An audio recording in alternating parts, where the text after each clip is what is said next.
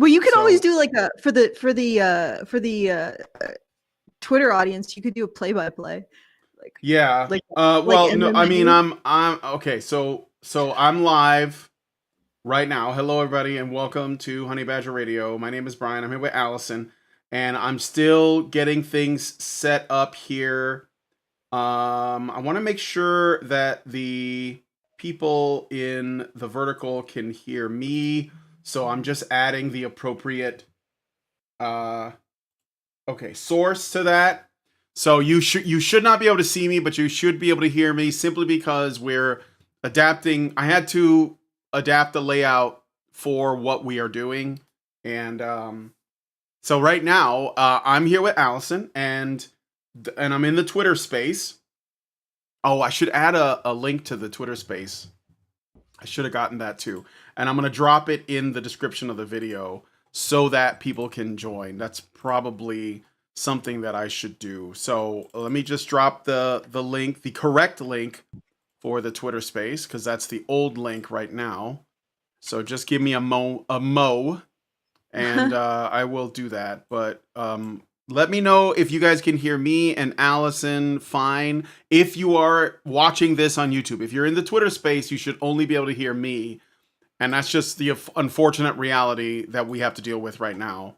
But, potentially Allison could join the Twitter space or whatever Yeah, later. I'm working on that right now. Yeah, she's working on that right now. So, okay. That is not an old photo, actually. That is from just this past, isn't it? I think that was just from this past summer. Like when What? we went to You the mean photo my on your, photo?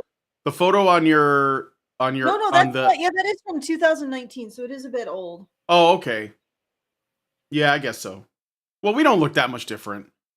I mean, I don't think so. Okay, everything's fine on YouTube. Okay, so we're good. They can hear me, they can hear you.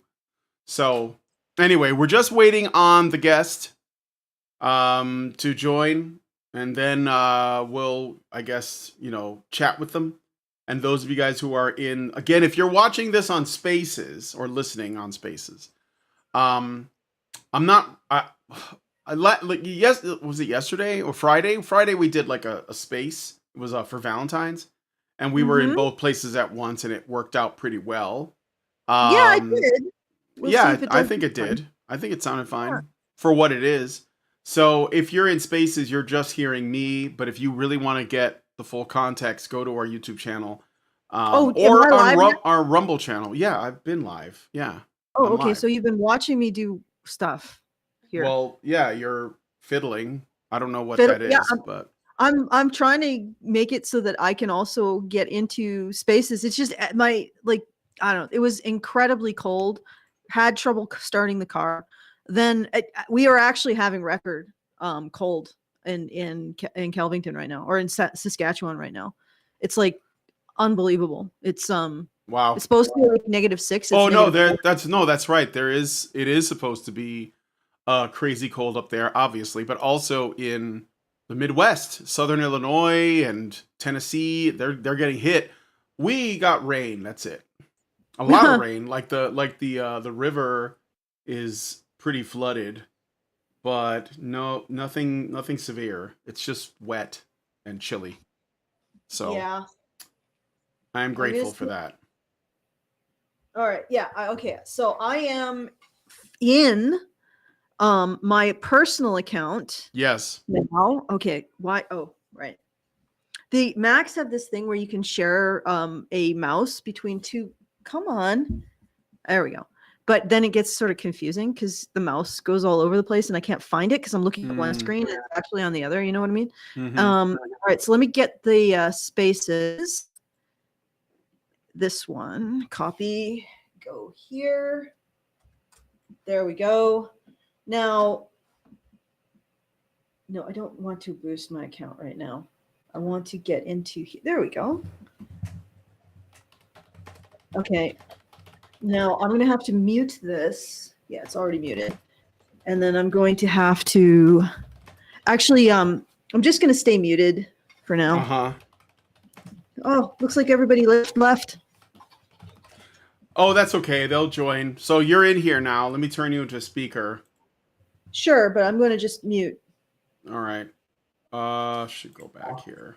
Well, yeah, I should. It said manage the participants. Oh, that's okay. They'll join. So you gotta mute yourself or Yeah, something I because got I it. hear my voice. Okay. Well, I got it. All right. All right. All right. So now, because I want to make sure they can hear you talking for the context. Okay. So I've turned you into a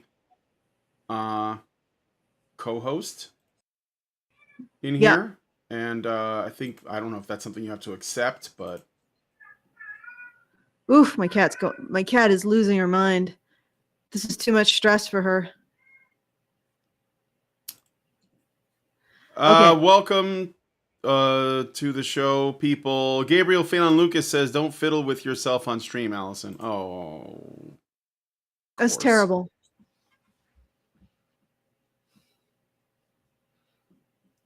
Okay, you can't see me, but I'm face palming. All right, so now we just have to wait to see if Maddie can get into. Let's see if she can get in here, or if this is going to be a whole thing. So yeah, I will enable video if needed, but for now, yeah, it's just me and you for now. Yeah. Waiting.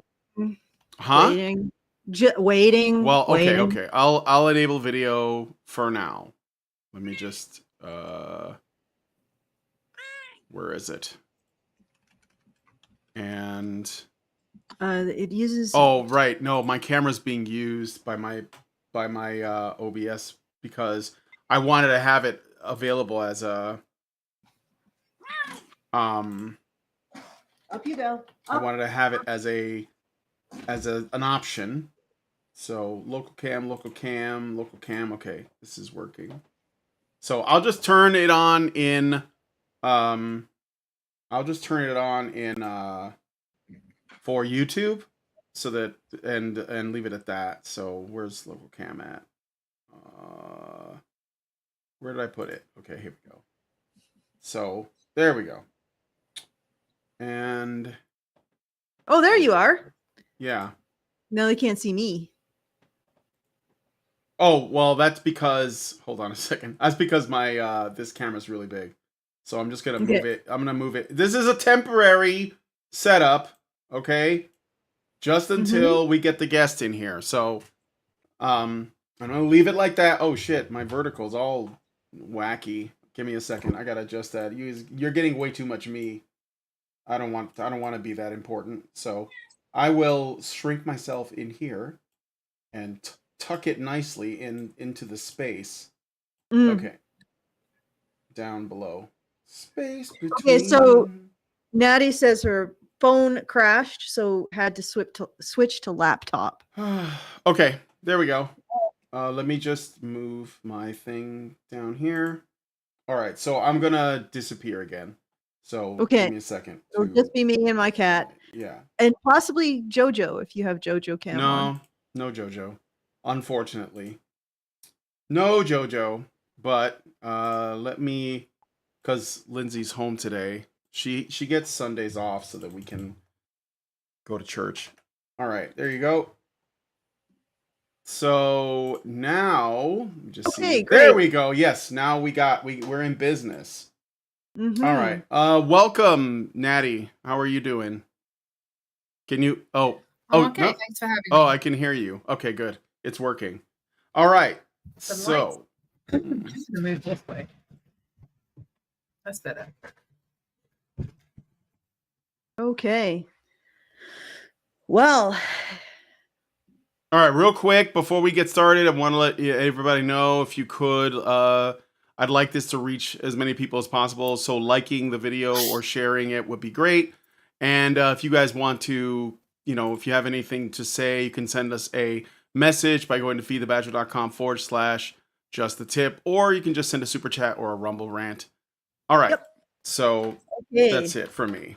And again, sorry to the X. I guess they won't be able to hear this, but Oh wait, there's nobody really watching through X. Well, I guess they all they might.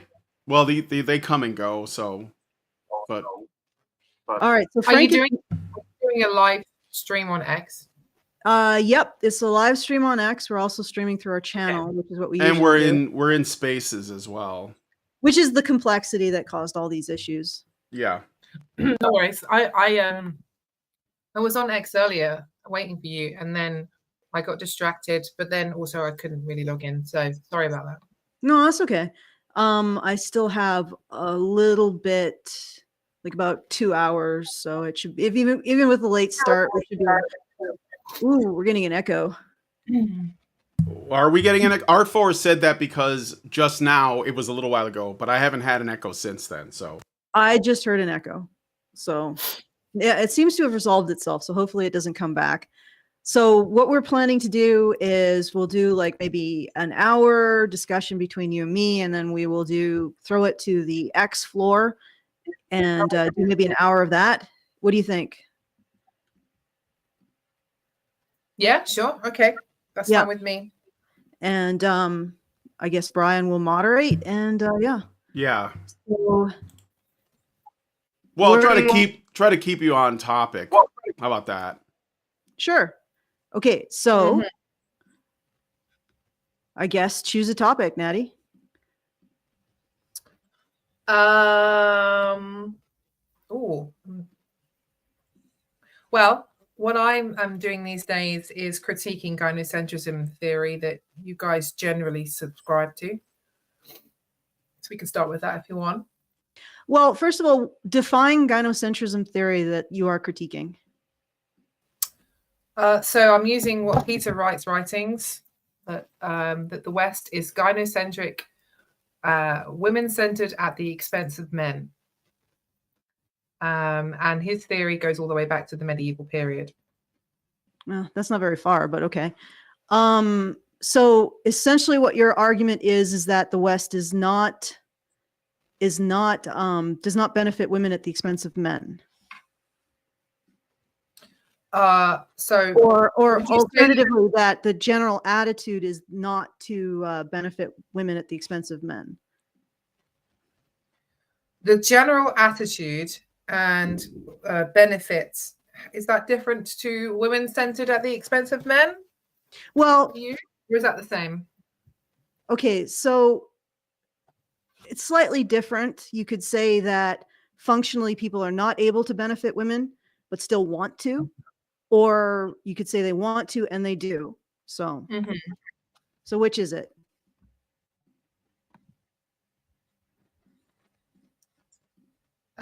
Well, my argument is that we don't have an overall gynocentric society. So We may have some examples of gynocentrism, but when you add things up and tally them together, as in what okay, just a sec before we get into it, because I Sure. still think we haven't defined things.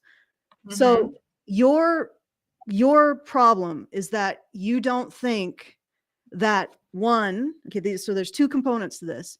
You don't think that people want to benefit women over men, or you don't think that they are like, so there can be an attitude, so a desire towards gynocentrism, and for whatever reason, it's not realized. So are you saying that people don't have a desire for gynocentrism as well, or just that they can't create it? Both. Okay, all right. So we can start with not wanting a desire or not having a desire to benefit men over women, correct? Benefit women over men, you mean? Yeah, women over men. Information was conveyed.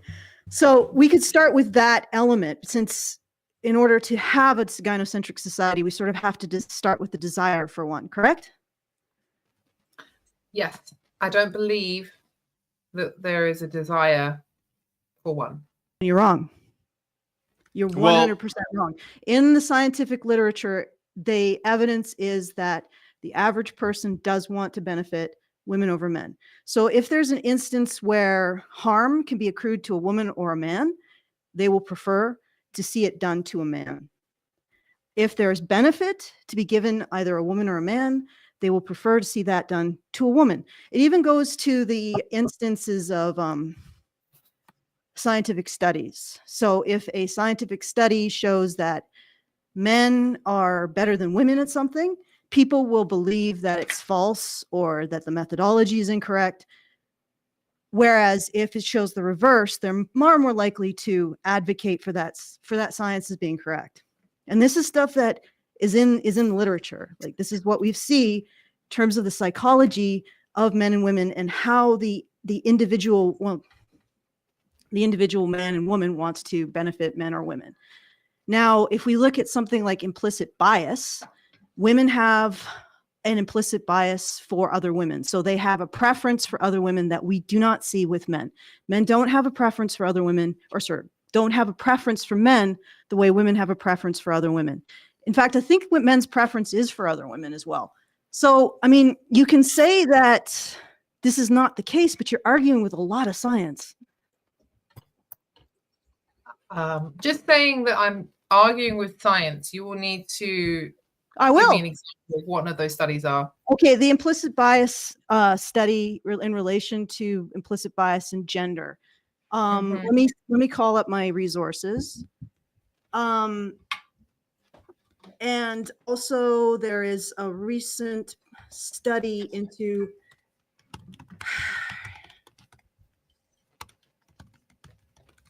you're gonna hear a lot of me typing and not speaking if I have to do this. That's okay. No, I'm not gonna like get you to do it for every single point. I'm not gonna be pedantic like that. But that's fine. I mean, we can sit here and in silence while wait. I can't. I can't. You guys, when you talk at the same time, people can't make out what you're saying. Go ahead, okay. Allison. While you look that up, Natty, you go ahead and finish your thought. No, I was just saying I'm not gonna like get her to do every single study that she may be referencing. I'm just saying that saying science says this is not particularly good enough in this conversation at this point. So you're going to need to. Okay, but here's the thing. You are asserting something that isn't proven. Like, ultimately, we have to look at something to make our assertions. Right? We have to base them on some kind of common ground. If you're going to say, well, science is just, we can't, well, then what do we base it on a common ground? There's no point having a discussion. Like, when you say that gynocentrism, if you want to call it gynocentrism, or preference to benefit women doesn't exist, there is substantial science to indicate that it does. There is implicit bias that women have towards other women. If you ask the average person if they would want to harm a woman versus a man, they prefer to harm a man.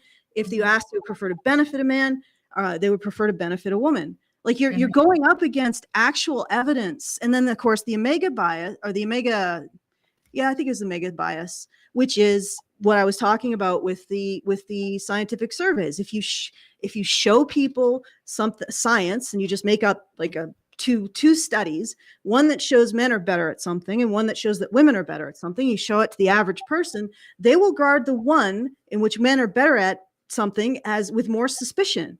So we don't just prefer to benefit women, to prevent them from harm. We don't just see an implicit bias towards women from women towards each other. We also see a desire to view women more positively than men. And this is all in the literature. And I mean, if you're going to say, well, no, that doesn't exist, that's fine. But that's not a discussion to be had here, Nadi. You need to go into the literature and you need to do a review of it. And you need to state your thesis of why, or your hypothesis of why all of it is wrong.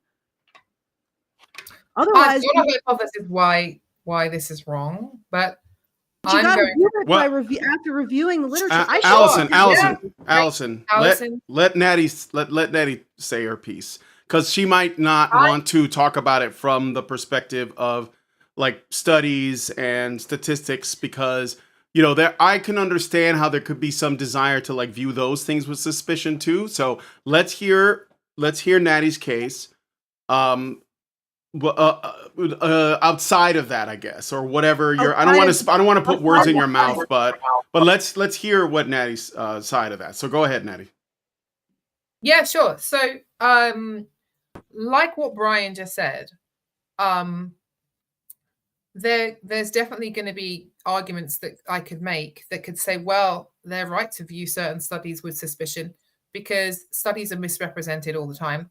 And the variables and things that they select in a study and then represent it on the internet or in the media. Well, we all know that things get misinterpreted or misrepresented quite often on all sides of actually. It's not just, the liberal left or the mainstream. This also happens from the kind of alternative side, or, right wing, or whatever is deemed to be outside of the status quo. It happens all over the place. So that's the first point I will make about that. The other side of it is this argument you're making that if somebody thinks that it's worse for a woman to be treated a certain way, and that's what's represented in a study, that actually then correlates to proving that the West is gynocentric overall.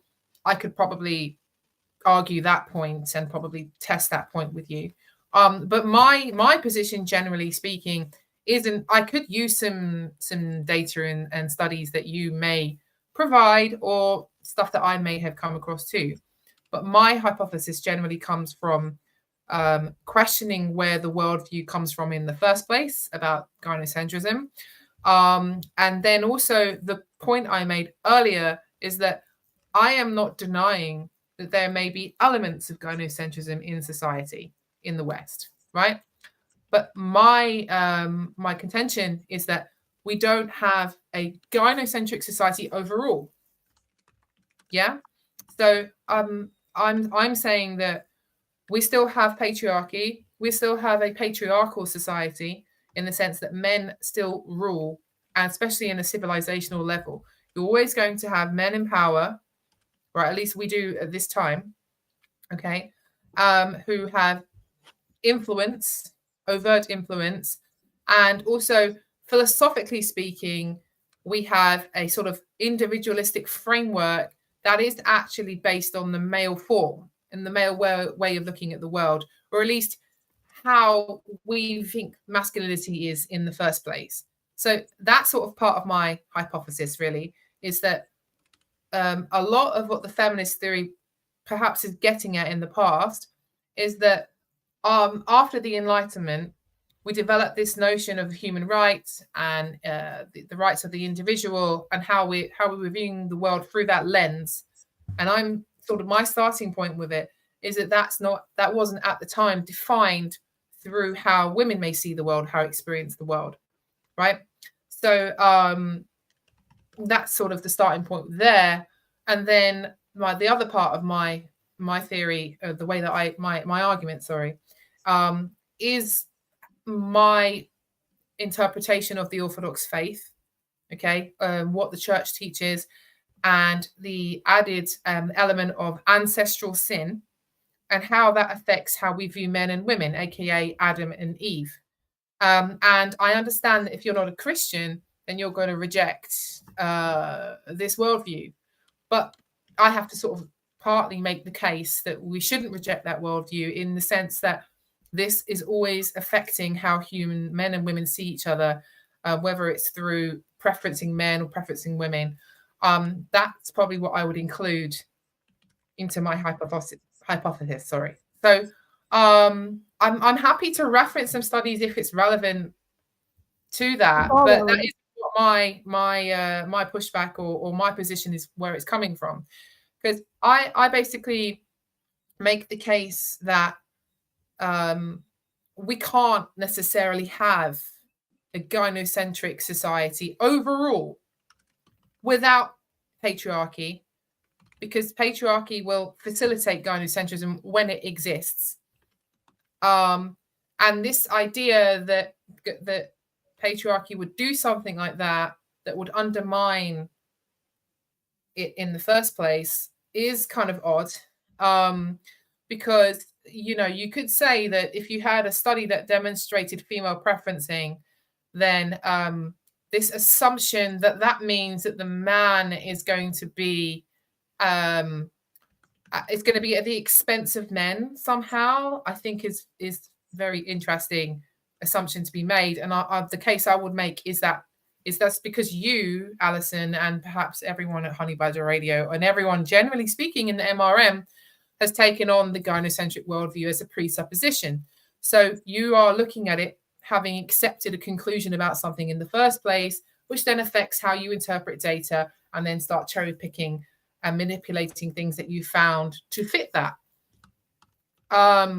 So I don't know how long you want to give me to keep talking. No, can go I mean, Oh, if keep you talking. You finish. I'll keep writing. You keep talking. All right. Okay. So, in terms of how I see things, okay, I think that feminism was correct, yeah, in the sense that it noted that we do have a patriarchal society, in the sense that the rulers are men, we have the rule of men, and we have preferencing of men in a certain way. Like we had women taking men's surname, and we had property passed down through the male line in that way. Okay. And you know, throughout all the changes we've had that brings us to modernity, and then like this sort of postmodern technocratic era that we're in now, we're now sort of moving into an area where women's rights are being questioned again, even though they haven't been around for very long. And even you can admit that, Alison, I'm sure. But are you asking me a question? Well, I think that was just I'd prefer if you did not impute my intentions while you are having a conversation. Okay, all right, no problem, Alison. Have a discussion on it. I mean, no, I mean, you're saying that the tone of your voice is extremely snarky, but you're having your. Yeah, I am a little bit snarky. I agree. You're stating your hypothesis. We're giving you the room to state your hypothesis. I'm merely taking notes so that I can start formulating my rebuttal.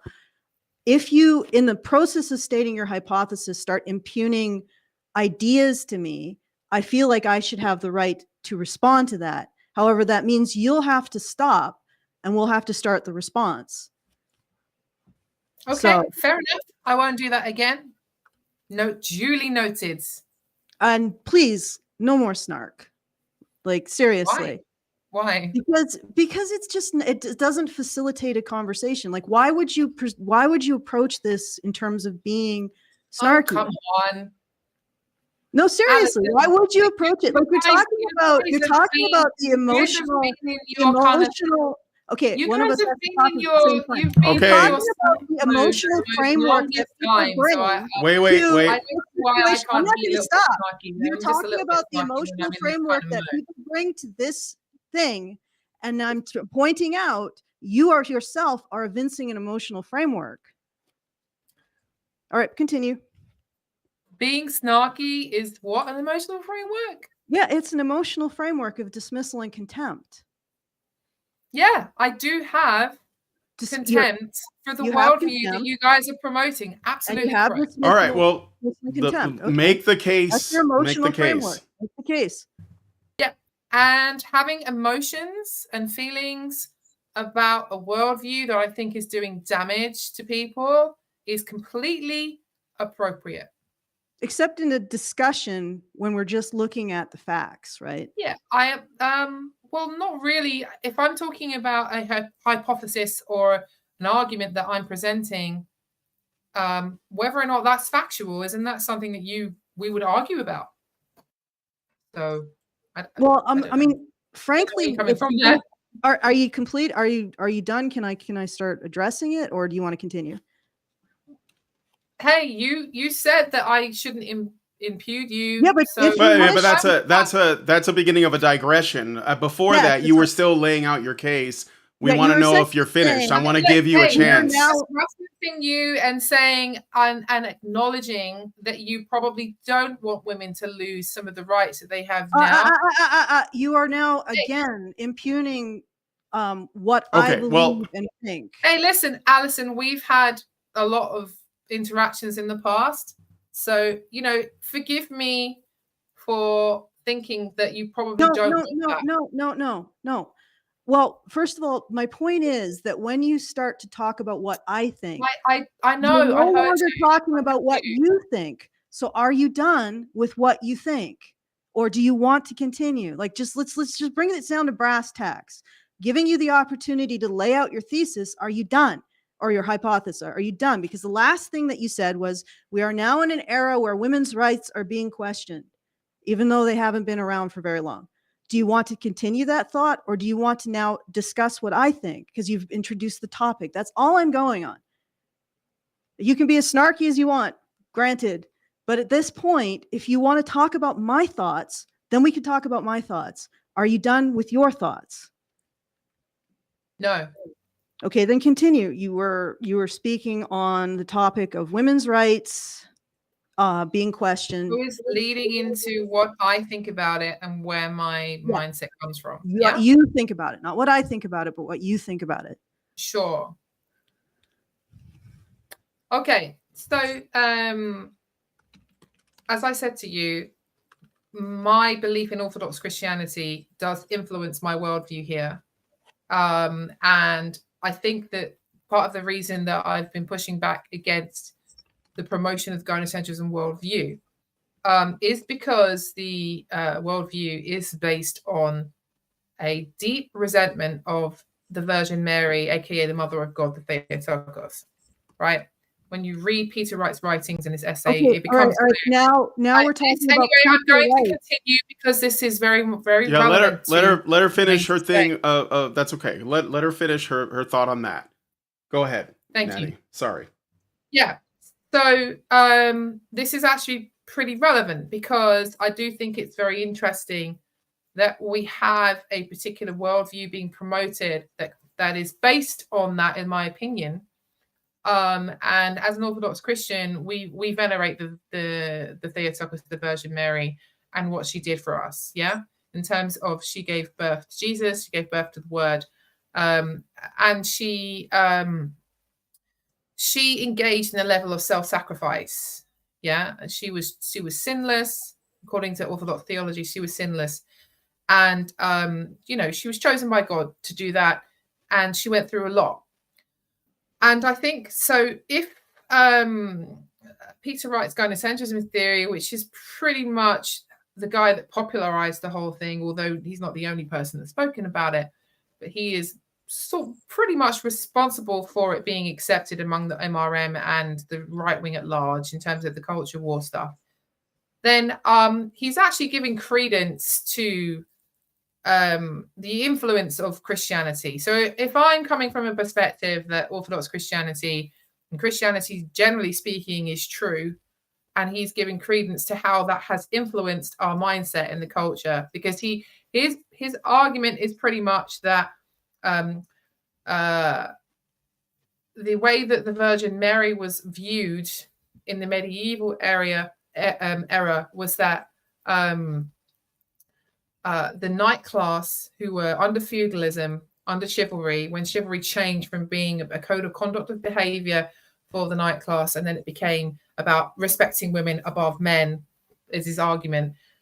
He's saying that they started to worship the Virgin Mary instead of just maybe venerating her. And this was like a cult, a Marian cult. And then his argument is that eventually this transmuted into a kind of archetype for women in the culture. And so people started to view women as, like, by default, sinless, like the Virgin Mary, and then put women on a sort of mental pedestal. And then men would be being expected to be Christ-like, and women were not expected to be Christ-like. And that's his sort of underlying argument of all of his essays, really. And okay. Anyway, I'm going to get to what I think about it. If you just give me 30 more seconds, please, Alison. I know I've been talking a while. So he's sort of comes out at the end of that by saying, hey, women have not been expected to be Christ-like in this kind of servant leadership, or kind of like a self-sacrificial in the way that, generally speaking, it's understood if you're a Christian, you're supposed to be Christ-like and take on a kind of sacrificial way of being in service to others. And he's saying that women weren't particularly expected to do that all this time. And so I have a problem with that. But where I'm going with this is that in Orthodox theology, and generally speaking in Christianity, although not all of the different Protestant denominations necessarily will agree with this at all, that when Adam and Eve were in the Garden of Eden, Eve ate the fruit, right? And then she received the truth without God. So that's how it's generally understood, okay? And she sort of represents emotions and intuition and that side of humanity. And Adam ate the fruit, and he ate it willfully, and he sort of represents human will and reason. And then when God comes, Adam says, Eve gave it to me, when God comes and confronts her, and him as well. And he says, Eve gave it to me. And she says, I was deceived. I was deceived by the serpent. And he says, Eve gave it to me. As in, he doesn't take responsibility for the fact that he ate the fruit. He just says, she gave it to me. Okay. And he also hides, which is not a good look, right? And so then God gives the curse to them, and then they fall away from God. And in Orthodox theology, Adam is held responsible overall for that whole situation, right? And then Eve becomes subject to Adam, and that is part of the consequence of the fall. So, that is how this notion of someone being superior and someone being inferior, or slave master, or oppressor oppressed, begins. Because before the fall, there was no understanding of someone being on top or someone being on the bottom. There was an understanding that Adam was the head, as in he represents human will and reason, and he was created first. But there wasn't an understanding that he was somehow superior and she was inferior. That is a consequence of the fall. And so if part of the consequence of the fall and the curse is that Eve is basically constantly subject to Adam, right? That means that she is then naturally like inferior, or seen in a like slave master, or there's a hierarchy formed that isn't the type of hierarchy that existed prior to the fall. So in our church teaching, it says that Adam's will is what needs to be healed first, and he's the head, right? So there is this sort of acknowledgement that, yeah, we have a patriarchy now, basically. And what the patriarchy needs to do is act first, initiate some, follow Christ and be in servant leadership to heal that first. But there's a sort of acknowledgement, right, that there is the patriarchy, and that basically exists, and that man will probably constantly try to have this way of being over and over and over again, because that is sort of the ancestral sin and the consequences of what the fall are. So without even going into how that plays out over time in humanity and where we're at now in modernity, we have tried to not reverse that, but like even it out. We've had feminism, we've had, you know, this egalitarian notion that we should, you know, try and be equal. And now we're moving into a new era where people are trying to go back how they think things were previously again. So like it's all showing us that actually, as much as we like to try to even out and get rid of this patriarchy, we're kind of stuck with it. It's always there.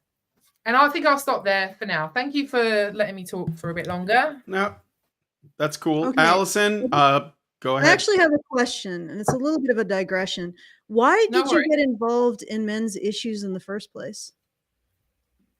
Because I believed that women were not being held accountable, because I had mummy issues.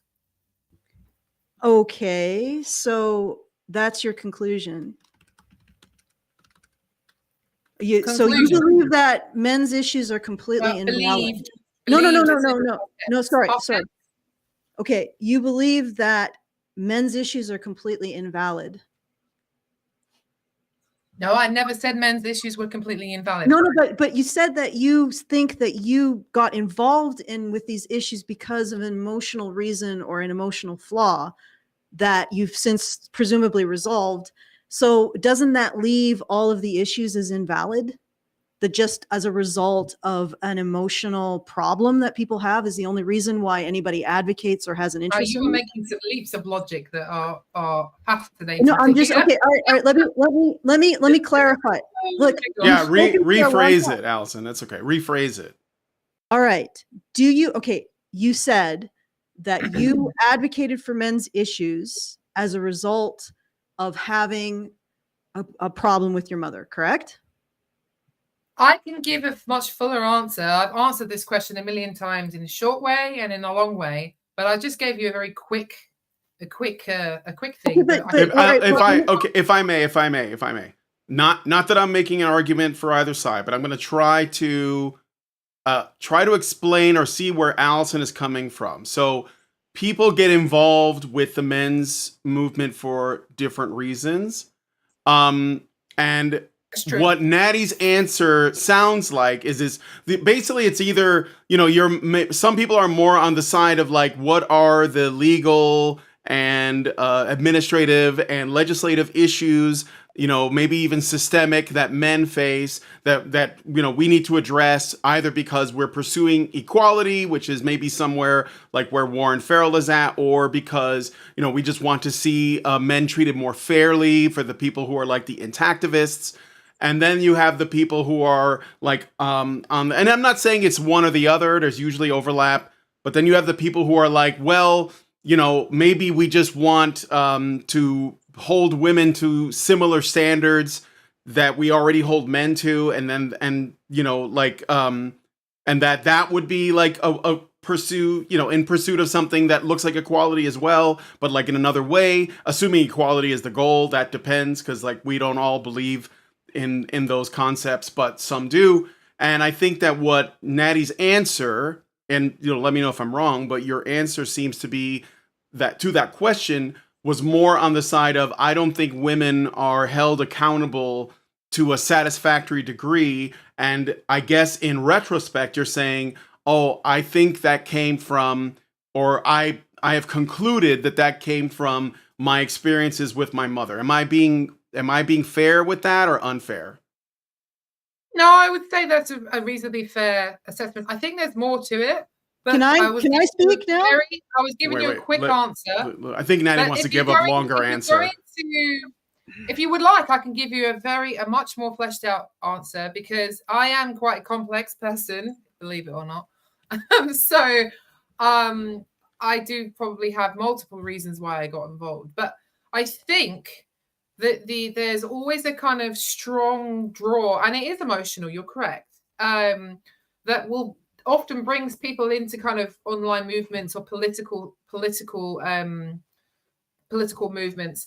And there is a very kind of strong personal emotional reason that will bring them into it, even though there may be intellectual points or facts that have brought them to accepting a position too. But I think often in these things that there will be something that's personal to them. All right. Let's go straight for that one, because the accountability issue in terms of women, because as you know, and you've discussed 1,000 times, I have observed and also been involved with in the past, that men's issues are addressed from a more feminist perspective, or perspectives that are not necessarily from the worldview that the men's rights. All right. We're moving away from the topic. Okay. No, we're not. I'm acknowledging. Wait.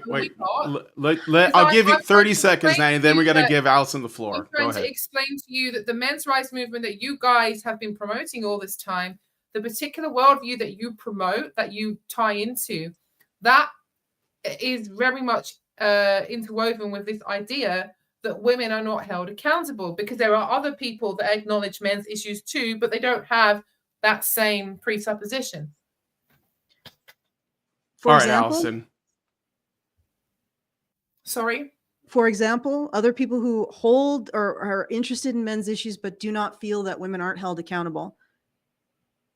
That think that women are held accountable, you mean? Sorry. Yeah, are held accountable. I mean, for example?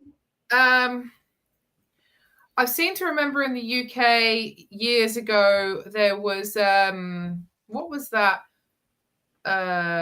kind of charity that acknowledged men's issues, but men's rights people like you, I'm not saying you, but like you maybe, would have critiqued and said, oh, they're coming from a more feminist perspective, and so they're not acknowledging there's a lot of a lot of like services for men are usually operating within the feminist framework, and like the Good Man Project, the Good Man Project, for example. Yeah, that's something you guys discussed ad nauseum. Okay, the feminist framework is that men are ultimately responsible. Let's be frank. That they're ultimately responsible for their own issues. They're ultimately responsible for women's issues. They're ultimately responsible for everyone's issues. That's the feminist framework. That's what we push back against. And to say that if we are against that framework, that we, we're saying that that framework absolves women of their culpability in the situation, because it does. 100%. So the real question that what we get to at this point, and I'm going to lay this out, and then I'm going to ask again a follow-up for my question, is that if you believe that men are 100, and I've never seen any point at which feminists will recognize women's culpability, unless it's talking about calling women pick-me's because they don't believe in feminism, but whatever. When you get to that point of saying like anything is men's responsibility, what is women's responsibility? Like nothing. So we're saying, yeah, that's not correct, but we're doing it in response to an initiative that's saying that men are responsible for everything or nearly everything or functionally everything. So yeah, you're right. We are saying that women aren't held accountable enough, but the feminist framework is that men are the fundamental, the alpha and omega of everything that happens. And I'm saying that's wrong. Well, I'm telling you that when I first got involved, I agreed with you about that. That's nice. And then you stopped agreeing with us. So yes, but you are saying that you agreed because you had mommy issues. Now, yeah, I think there was some other reasons involved, but generally, okay. You're saying that you are not involved because you have mommy issues. Do you believe that it's possible for someone to think that women are not held accountable enough, particularly within the feminist framework and certain aspects of conservative framework, and not have mommy issues? Yeah, I think it's possible, but I reckon that there will be something similar in terms of they're lacking. Now that we've established your question. Okay, continue. I think that's possible, but I'm also saying to you that I think that there probably will be some issues in how they think women's experience is. So their empathy for women, and that it might not be their mom that they have an issue with. All right, so you think that if they don't have mommy issues, they have issues with. So I'm just saying that people who basically, in response to feminist conjecture that men are fundamentally the responsible for society, and similar to what you're saying about Adam being fundamentally responsible for the fall. I don't agree with that framework, but okay, for now I'll hear what you have to say about it, but I don't agree with that. Who push back against that, people who push back against that, you're saying are motivated by mommy issues or motivated by other animus against women. Can it just be true? Like, can people just simply say, this is something that happens and we are pushing back against it? Or is it invalid? It's always a result. I don't think it's true. So essentially what you're saying is, as I said, you think the position is invalid. And you think that people pursue this position because of emotional problems with women. Generally speaking, yeah. There may be a few. There can be no exception unless you can regard the position itself as valid in some circumstance. You see what I'm saying? Either there is one person out there who is pursuing holding women accountable out of a purely logical, purely reasoned position, and actually this is true. One person has recognized this is true based on not emotional reasoning, or everything is emotional reasoning and everything is wrong. No. Okay, but I mean, ultimately, maybe I'm saying this wrong. Let me rephrase it. Wait. Okay, we'll give Allison. Allison, say it one more, rephrase it or whatever, and then we'll let Natty respond. Okay. Setting aside the emotional motivation, is the position that women are not held accountable, in particular in feminist frameworks and other frameworks, valid?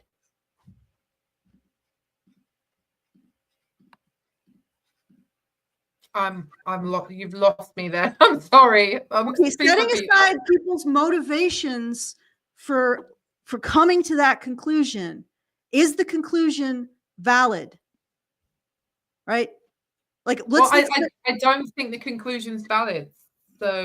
so okay, so you believe that there is possibility somebody who hasn't come to this from an emotional reasoning, but for flawed logic, essentially. So we're back at the discussion of the evidence, the discussion of the logic. No. I can give you how I don't think that humans operate without emotions influencing them at all. I don't think that's possible.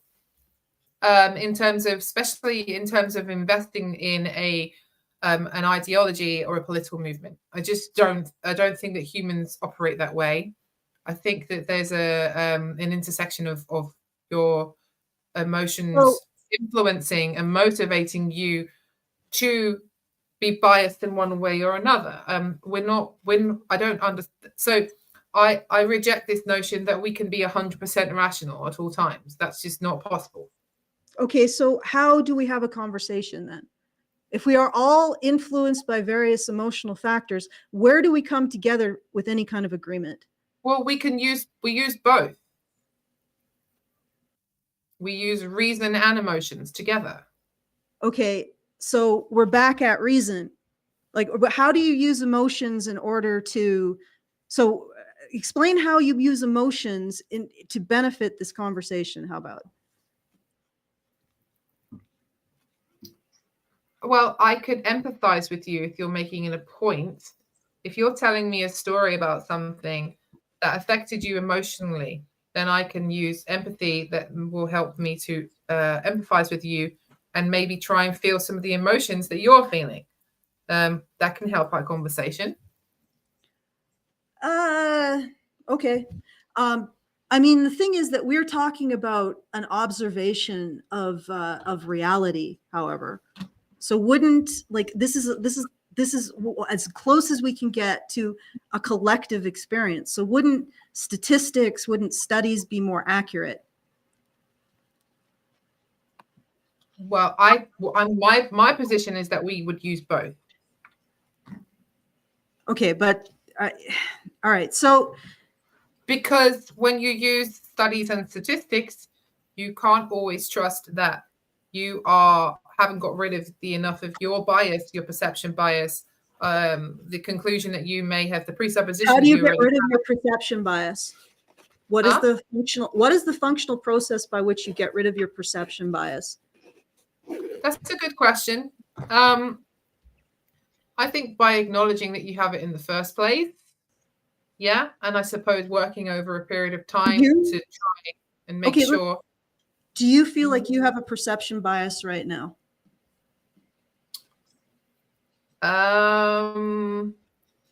Probably. Okay, yeah. What do you think that is? I think that the gynocentrism worldview is incorrect. So I'm looking at you, and I am less likely to have a conversation with you where I think what you're saying is entirely correct. But I'm sort of at the same time thinking, okay, I know I will agree with Alison about something at some point, and I really want to make sure that when that happens, I tell her, because then she knows I'm not just here to be like, everything you're saying is wrong, Alison. Okay, well, sure. Tell me when we come to a point of agreement that you feel is correct. But here's my problem. So you're saying that you're not giving a process by which you resolve your perception, aside from saying, well, just acknowledge that you have it, that you have perception issues. But it seems like, let's say we go through this process of resolving our issues around emotional, it almost seems like you're saying that emotions distort how you see things. So if we resolve our perception issues, what we're trying to get to is a point of pure reason, correct? I don't think trying to get to the point of pure reason is a worthwhile goal, because yeah, but when you say that you have perception, hang on a second, Alison. So in terms of the worldview that I'm operating from, that I believe is true, pure reason is like a tool that we use. So for example, when we're doing something scientific, we're using a particular framework and a model to, Not observe very something in young. I reality. understand what pure reason is used for. But I want to get Okay, to so my point. what I'm trying to say to you is that in terms of interactions with other humans, I don't think it's a good idea to try and get to a point where you're just using pure reason. And You yet are not a machine. you're saying that. Hang on a minute, Alison. You are not a machine I'm trying to use or trying to observe something in a scientific experiment. You are a person with a soul, with Yeah, biases. that's my business, though. Yeah. Honestly, that's my business. Well, now if I may, really quick. Let me finish. Let me finish. Okay. Okay. My point is that you are talking about perceptual problems as a result of emotional investment in this, that, or the other. So if you are to get to the truth, don't you have to resolve those perception problems as a result of your emotional investment in things? I mean, because that's what you said. You said that. Yeah, I know. I understand what you're saying. But I'm operating from a worldview that's influenced by Christianity, Orthodox Christianity, and so therefore there is a thing where we believe that the truth comes from God, and it's more revelatory rather than observable in some instances.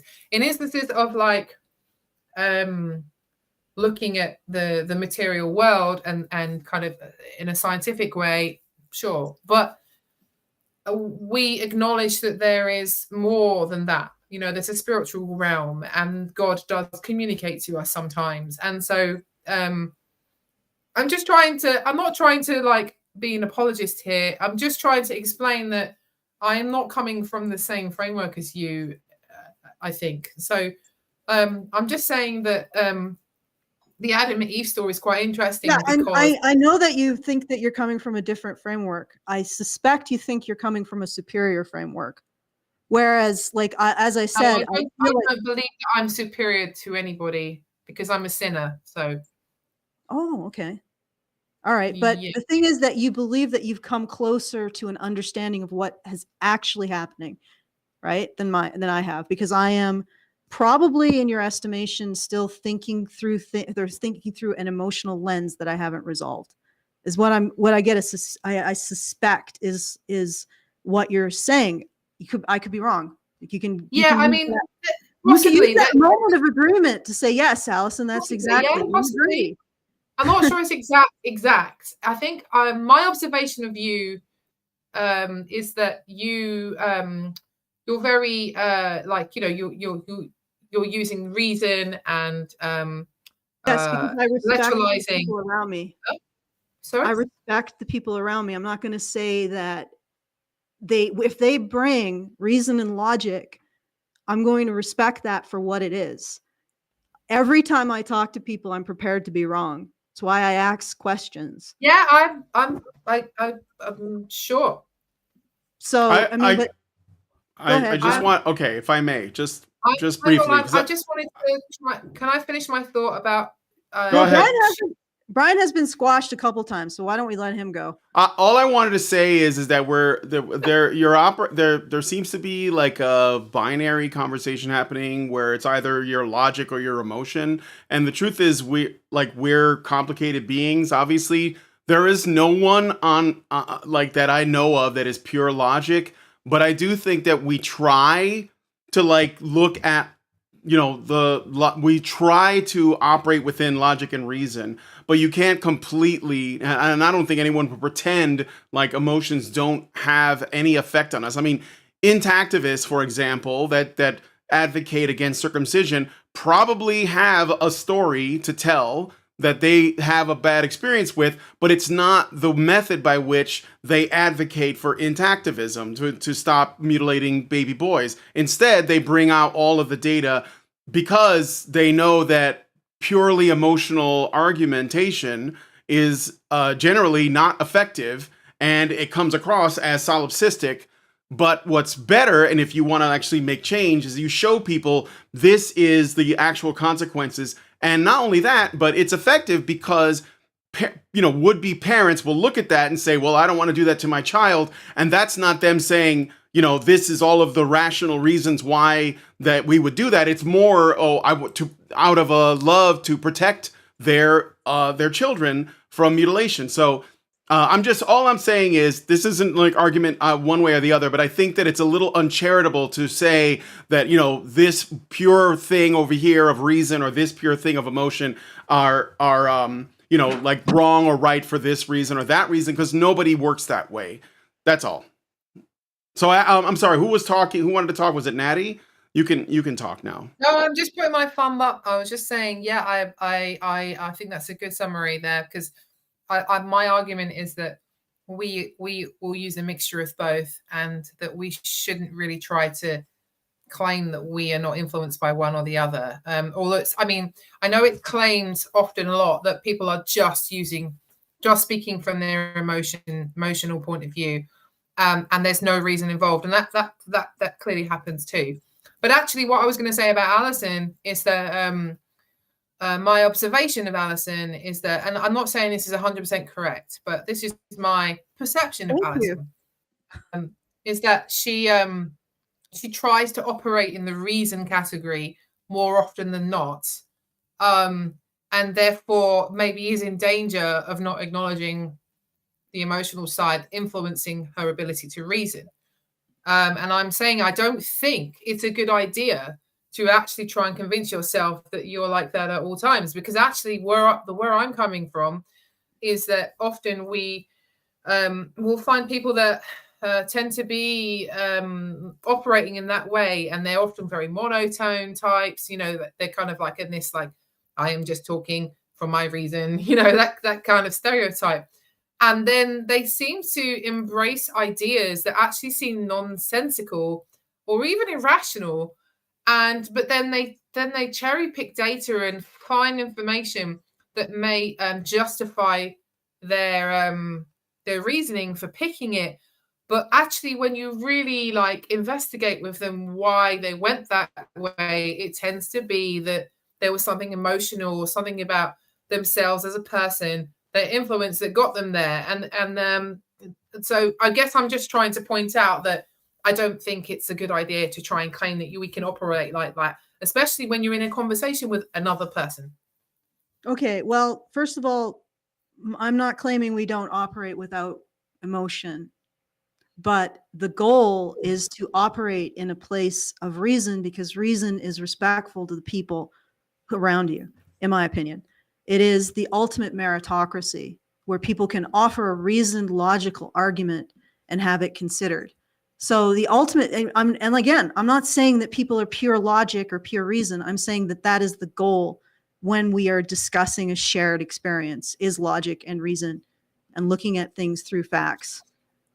Just to add to that, I think that the thing is, obviously human beings are made up of both, but emotions are easy. We have them very early on. We know what they are. We will express them often, but reason is something we work towards. So, and a lot of people don't do that.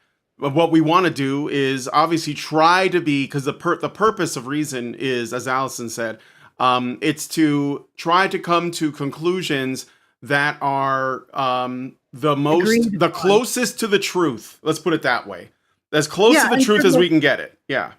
Yeah. And the thing is that when we go into, what I've noticed is that when we go into this emotional reasoning, what ends up happening is the person with the greatest amount of power wins.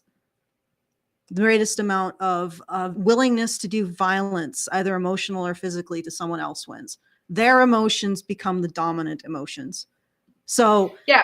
Well, okay. Yeah. Sorry, finish your point. So when we enter the realm of reason and logic, we are setting aside our weaponry, like going into the parliament, setting aside our weaponry and choosing to use arguments and persuasion in order to achieve some kind of a consensus.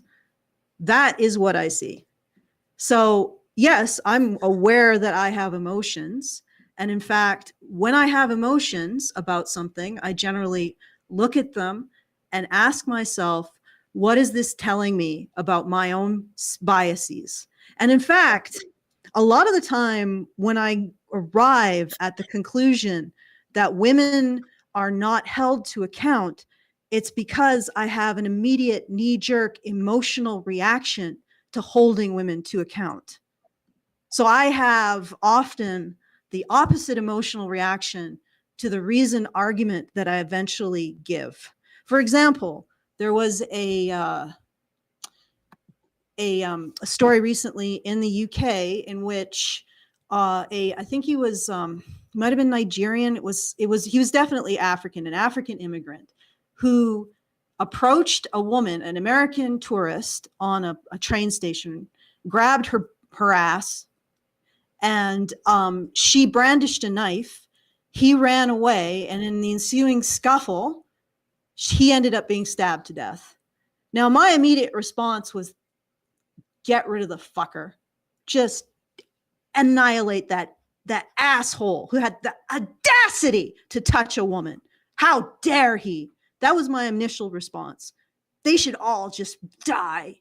All of those men who touch women without women's consent, they should all just be sent out back and shot. That was my initial emotional reaction. But then I stepped back and I said, let me step through this logically, because I'm having a very strong emotional reaction, which is clouding my judgment. And I thought about it and I said, I don't believe from a logical, legal, rational, and socially humanitarian stance that killing a man for grabbing a woman's ass is correct. That's how I operate often. I do have an emotional response consistent with what you would call gynocentrism. And then I question it and I ask myself, is this reasonable?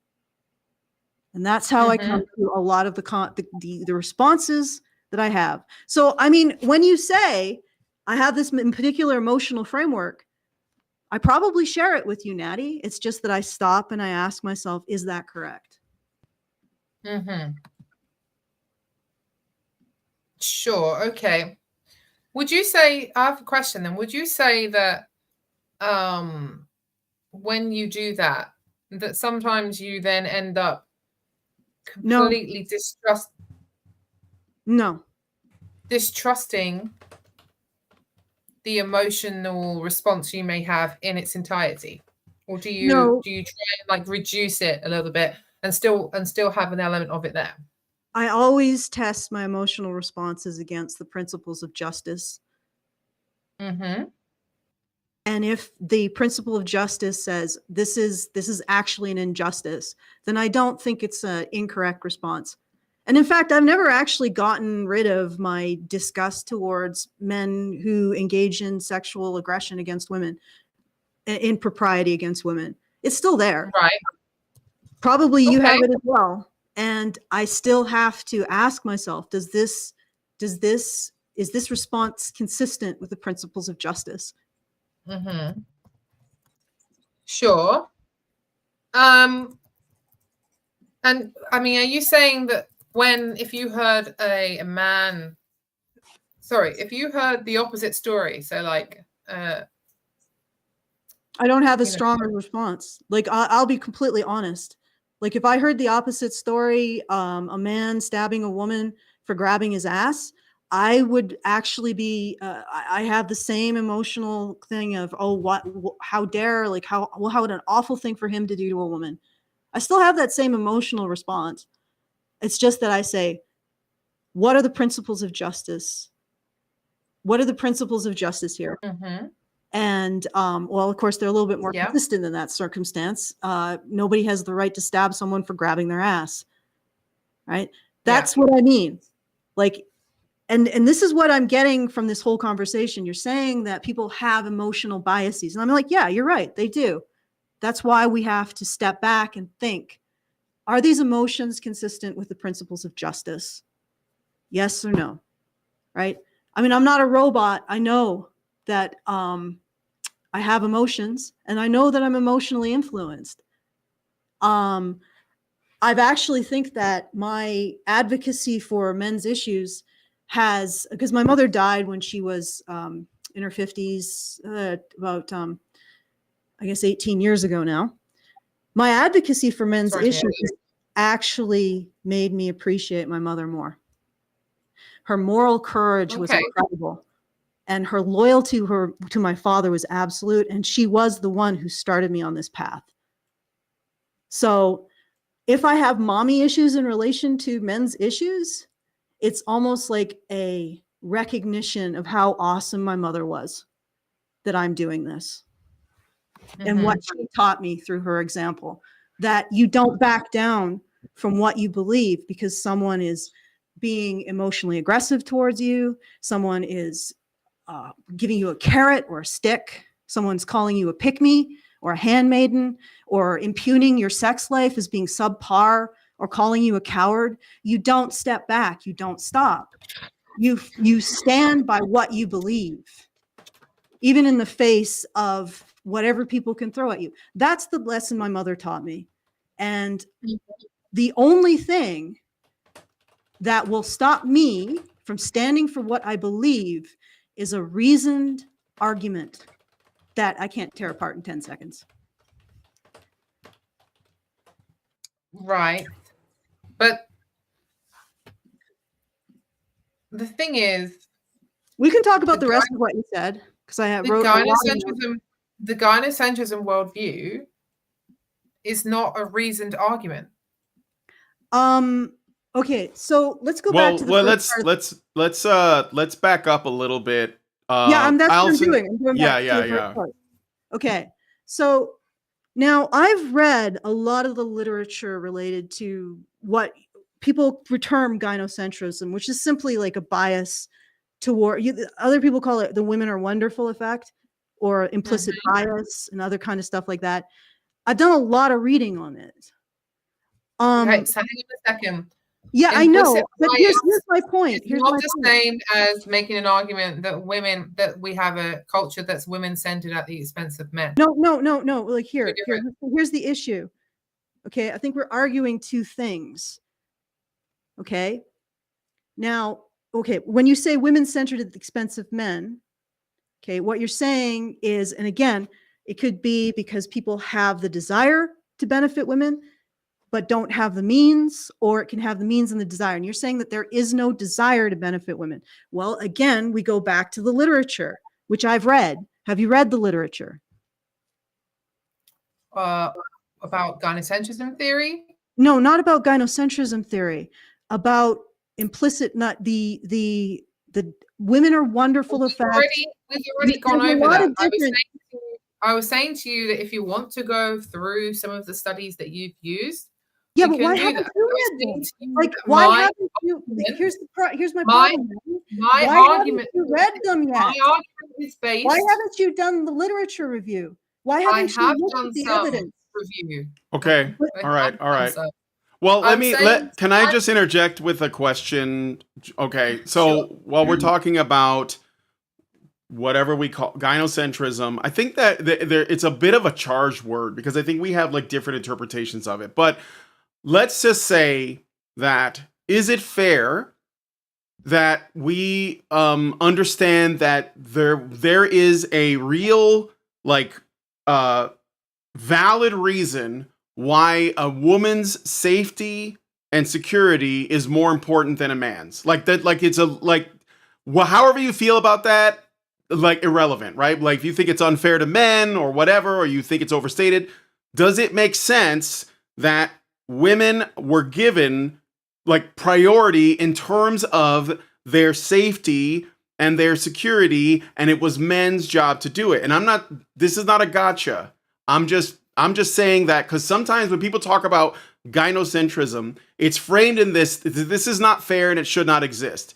But my belief is that, well, actually, like to some degree, it is fair, and that's just the way it is. It's sort of like it's almost becomes used for the reason why, let's send women to war because we're equal and let's see how they like it. But nobody wants to do that. Like, we find it distasteful, right? Any normal person would, and it wouldn't be good. Not only because we need women, to perpetuate the species, but also because it's just like something that we're not comfortable with it as a principle. And I think that whether you believe in our divine origins or evolution, it's the same outcome. It's the same thing, right? So I guess what I'm saying is that if you disagree with gynocentrism, but we agree on the let's say what appear to be the characteristics, which is that men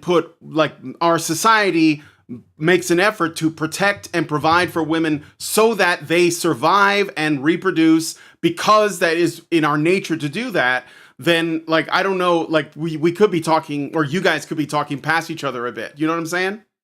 Yeah, I get what you're saying. And that's what actually I'm trying to get at. Regardless of what you call it, what is picked up in the literature is things like people prefer to benefit women. People prefer to harm men, like if there has to be harm to men or women.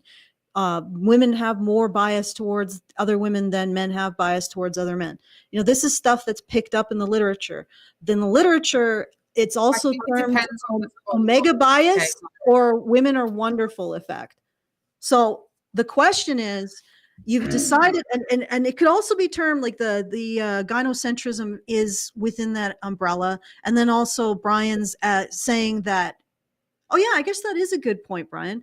Do you believe that women should be put first, Natty? It depends what you mean by put first, because I don't actually believe that protected and provided. It doesn't matter.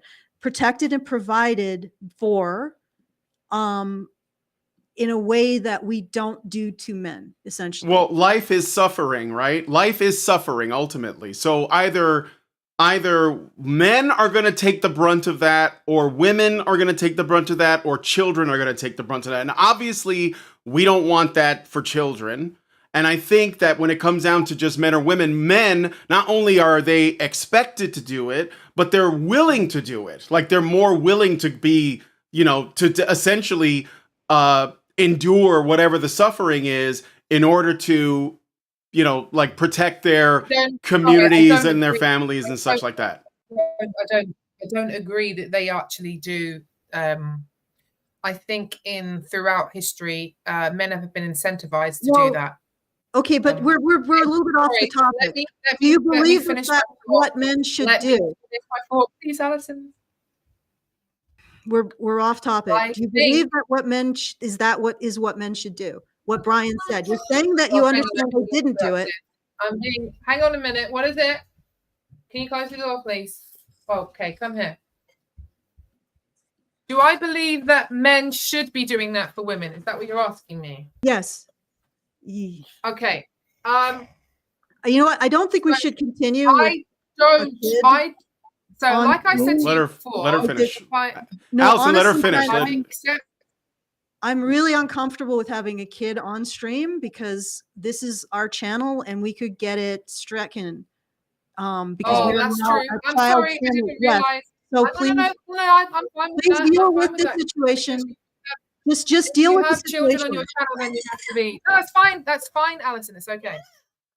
Just give me a sec. I will give him back to his dad. Sometimes they know that I'm doing this, but that doesn't mean I'm not going to get interrupted. No, I'm not. I don't have a problem with the interruption. My problem is the fact that I know on your channel, if you have a child, then you have to put it as child. I understand that. Thank you. 1 minute. Hey, mister, where's that?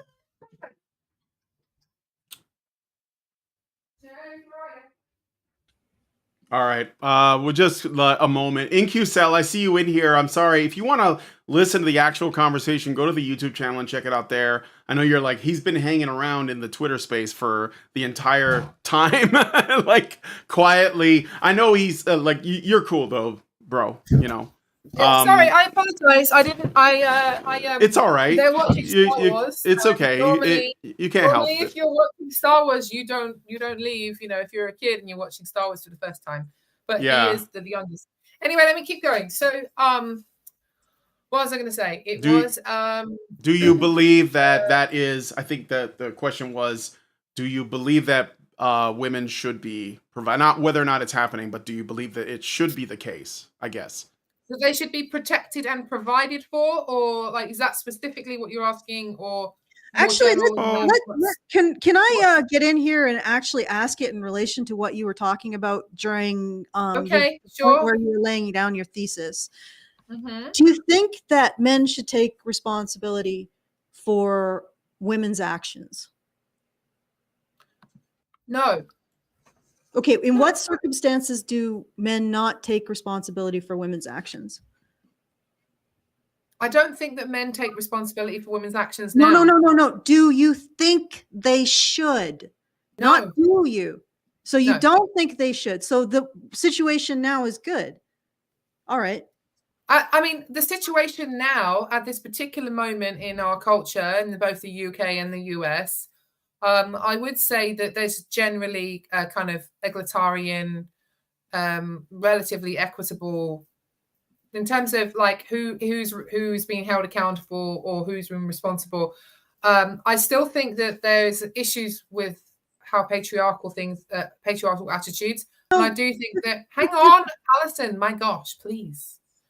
I do think that there are elements of gynocentrism, but overall, yeah, I don't think that we have a gynocentric society overall. Okay. Yeah, like as a kind of What I wanted umbrella to know overall. is what- Anyway, so let me try and finish what I think you're getting at, right? In my worldview, Adam, as in man as in Adam, right, has headship. And headship is not necessarily about being some kind of dictator. but that's not the question. Hang on, I'm going to answer your question. Let me get it out. He's not a dictator, but at the same time, he is not like just taking on all of the responsibility, like Peter Wright claims in his writing, where he is like literally laying down and taking on everything that a woman throws at him and taking on all the responsibility or accountability, sorry, is the right word, for actions that she may make. I don't believe either of those two positions are what we should be striving for at all. Headship in Orthodox Christianity and Christianity generally speaking is that if Adam is submitting himself to God and to the virtues and the framework that Christianity gives him, he is leading in service. So there's this term servant leadership, okay? But he's in service to God, right? And to be in service to God, you need to be in service to everyone else around you, because as a Christian, you're supposed to try and put other people's needs first, because God's given you mercy, God forgives, and so you forgive others, and you're following God. You're following what Christ taught you from the New Testament. And women are supposed to be doing the same thing, but the difference is that Adam is doing it first because he's the head. There's headship, okay? And headship is not about. Please don't interrupt me again, please. I know, but you need to not interrupt me again. I have told you not to do that, okay? I love you, but I can't have Micah here. Sorry. No, just go and tell Daddy that. I know, but you need to go and tell Daddy that, please. I can't, because you can't have children on her street, and she's going to get mad at me if you come again. Okay? I love you. Thank you. I'm sorry. Well, maybe we should just continue another day. Yeah, we might. Okay, finish your point, but we may have to wrap this up soon because the babies are getting restless. Very soon. Okay. Yeah. All right.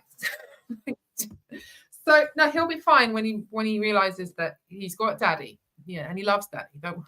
Anyway, so what I'm trying to explain is this. I don't think that the kind of more worldly example of what kind of like headship looks like. Oh my gosh. Okay, I think that this is really just not going to really functionally work at this point. I think that she's just has too many responsibilities at this time. But what I was trying to get at with that is we can talk about women, men protecting and providing for women. One of the big things that seems to be the point of contention is men taking responsibility for women and women's actions. Right, I've locked my door now. We have a lock on the door, so no problem. All right. Okay, so what I'm trying to say to you is that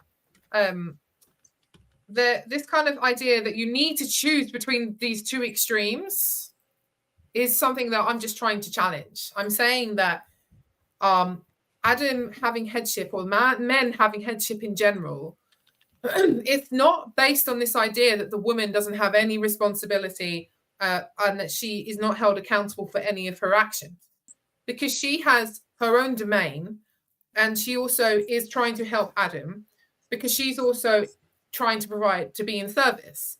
So let me give you this teaching that I always quote when I talk about this. In the New Testament, there's this exegesis idea that observation, that Jesus is the prophet, the priest, and the king, right? 3 different roles. And if we are to follow and be Christ-like as Christians, then we have to fulfill those 3 roles at some point in our lives, right?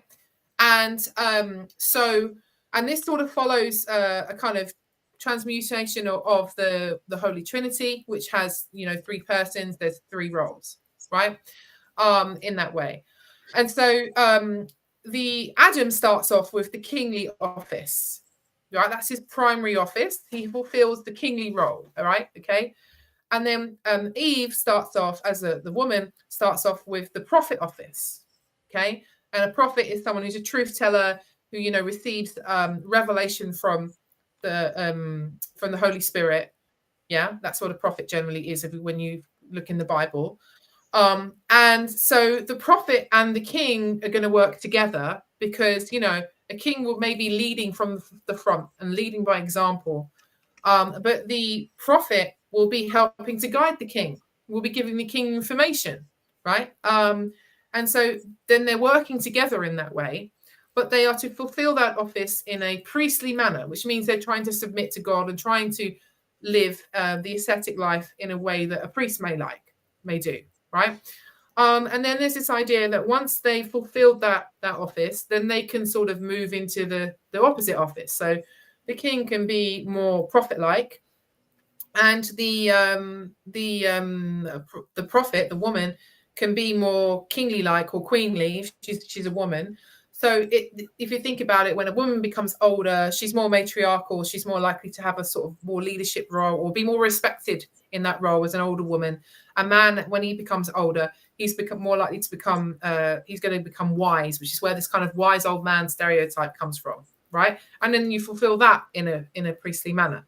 The reason I'm bringing this in is I'm trying to say that I think as part of our fallen state in humanity, there is this idea that men should be leading by example and should be leading from the front and maybe should be sacrificing themselves for others in that sense, right?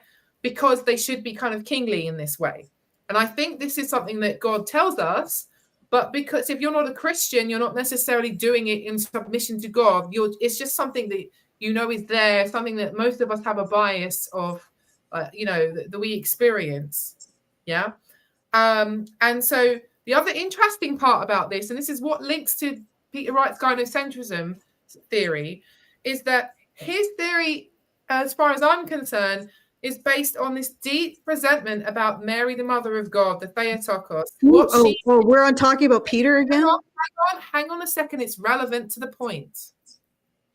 He dismisses the fact that she said yes to God. The Holy Spirit put Jesus in her, okay? Then she went through a process, a self-sacrificial process to give birth to him. And then when he was alive, she was also doing, she sacrificed too, right? So there's a sort of complete dismissal of the fact that, yeah, a man may be expected to be leading from the front in a kind of charging from the front type of way. He may be fighting in a war. He may be doing things in a more physical manner, maybe, okay? But then there's this complete dismissal that a woman may be actually her sort of prophet-like role actually is linked to the fact that she may become a mother, and there is a level of service or sacrifice involved in that. And those two things are in our society, I don't believe, are deemed to be equitable or co-equal, right? So they're not the same, but they're equal in status. Yeah. So I'm trying to one of the reasons why that I dismiss the idea that we're gynocentric overall now is because our culture does not value that aspect of womanhood in a co-equal way to some of the because it's sacrifice and responsibility. Huh? Like that you are describing the Marian example as sacrifice and responsibility. It's probably why the monks of Mount Athos, did I say that right, Brian? Yeah. Say that the only woman who's allowed to enter their monastery is Mother Mary, because she represents an ideal of sacrifice and responsibility that no woman can truly live up to. Mm-hmm. No woman can embody. Well, in the same way that men can't live up to Christ, but they work towards it. Yeah, exactly. Yeah, they work towards it. But I think from talking to Peter, which I occasionally do, and I'm probably putting words in his mouth because we do disagree. I think that he has no problem with the Marian example of responsibility and sacrifice. His problem is that he doesn't think women are held to it. And this is going back to the entire argument here. The whole argument around women's accountability. I mean, as I was listening to you, it occurred to me, maybe this will sum it up concisely, is we as a society do not hold women to the same level of account for their behavior towards men as we hold men towards their behavior towards women. And I mean, we can have a discussion on whether or not that's the case. I mean, I can cite the statistics regarding how we sentence women for crimes against men, whether or not we even think about women's crimes against men, or just simply excuse them by saying, oh, they're allegedly fewer of them, and et cetera, et cetera, et cetera. But that's what it all comes down to. It's the and then I can quote, and then I can mention the terribly low rape conviction rates, that they don't seem to be able to have worked out a way of actually convicting rapists properly. Oh, that is, are you talking about in the UK? All right, here we go. I'm going to give you a resource. The conviction rates of rape in the UK are actually a half times higher than any other crime. And that is, well done. That is on, and in the US, the conviction rates for rape are 4 times higher.